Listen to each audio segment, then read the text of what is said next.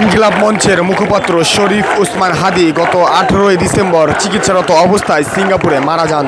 তার মারা যাওয়ার পরে রাজধানীর এই শাহবাগ এবং যেই ঢাকা বিশ্ববিদ্যালয় এলাকা রয়েছে সেখানে কিন্তু বাড়তি যেই উত্তেজনা সেটি কিন্তু ছড়িয়ে পড়ে। একটু বলে রাখতে চাই, শরীফ ওসমান হাদির বিচারের দাবিতে এই যে শাহবাগ মোড় রয়েছে, শাহবাগ মোড়ে অবস্থান কর্মসূচি পালন করছেন ইনকিলাব মঞ্চের মুখপাত্র এবং ইনকিলাব মঞ্চের নেতাকর্মীরা এবং শরীফ ওসমান হাদির হত্যাকারীদের বিচারের দাবিতে শরীফ ওসমান হাদির যারা শুভাকাঙ্ক্ষী রয়েছেন তারা একটু বলে রাখতে চাই, গত 12 ডিসেম্বর শরীফ ওসমান হাদি তার ঢাকা 8 আসনের যেই ঢাকা 8 আসনের যে নির্বাচনী প্রচারণা সেই প্রচারণায় কিন্তু বের হয়েছিলেন এবং প্রচারণা শেষে পুরানা পল্টনের বক্স কালভার্ট রোড এলাকা যখন তিনি পার হচ্ছিলেন তখন কিন্তু দুজন দুষ্কৃতকারী ছাত্রলীগ নেতা ফয়সাল এবং তার সহযোগী দুজন কিন্তু তাকে উদ্দেশ্য করে গুলি ছাড়ে এবং সেই গুলি তার মাথায় গিয়ে গুলিবিদ্ধ হয়। একটু বলে রাখতে চাই, এরপরে তাকে জরুরি ঢাকা মেডিকেল কলেজ বিশ্ববিদ্যালয়ের যে জরুরি বিভাগ রয়েছে জরুরি বিভাগে নিয়ে আসা হয় এবং সেখানে একটি অপারেশনের পরে তাকে কিন্তু পরিবারের সিদ্ধান্তে রাজধানীর বসুন্ধরা এলাকায় যেই এভার কেয়ার হাসপাতাল রয়েছে এভার কেয়ার হাসপাতালে নিয়ে যাওয়া হয় এবং সেখান থেকে উন্নত চিকিৎসার জন্য তাকে কিন্তু সিঙ্গাপুরে পাঠানো হয়।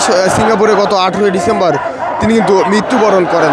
দর্শক, বলে রাখতে চাই, কিছুক্ষণ আগেই কিন্তু ডিএমপির পক্ষ থেকে একটি আনুষ্ঠানিক প্রেস ব্রিফ করা হয়েছে এবং সেই প্রেস ব্রিফে কিন্তু বলা হয়েছে শরীফ ওসমান হাদির যারা হত্যাকারী রয়েছে তারা কিন্তু ভারতে পালিয়ে গিয়েছে এবং এই হত্যাকারীদের এবং এই তদন্তের যে অগ্রগতি সেই অগ্রগতি সম্পর্কে বলা হয়েছে।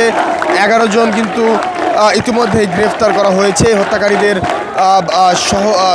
সহযোগী যারা রয়েছেন এবং মোট 11 জনকে কিন্তু ইতিমধ্যে গ্রেফতার করা হয়েছে। তবে ভারত থেকেও কিন্তু 2 জন গ্রেফতার হয়েছেন এমনটি ডিএমপি কমিশনার কিন্তু বলেছিলেন কিছুক্ষণ আগেই তার যে আনুষ্ঠানিক প্রেস ব্রিফ সেই বিবৃতিকে ঘিরে।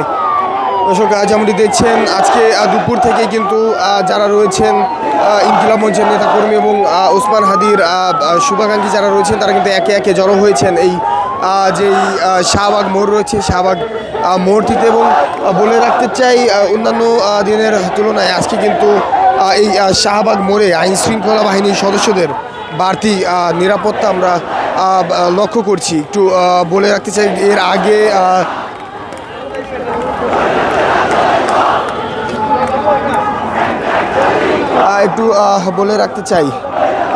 এর আগে যেই আন্দোলনগুলো হয়েছে গত 2 দিন ধরে সেখানে কিন্তু আইন শৃঙ্খলা বাহিনীর সদস্যদের উপস্থিতি না থাকলেও আজকে কিন্তু বাড়তি উপস্থিতি লক্ষ্য করা যাচ্ছে এবং দুপুর 2টার পর থেকে একে একে কিন্তু ইনকিলাব মঞ্চের নেতাকর্মী যারা রয়েছে তারা কিন্তু এই শাহবাগ মোড়ে জড়ো হচ্ছিল। এই ছিল আমার কাছে সর্বশেষ।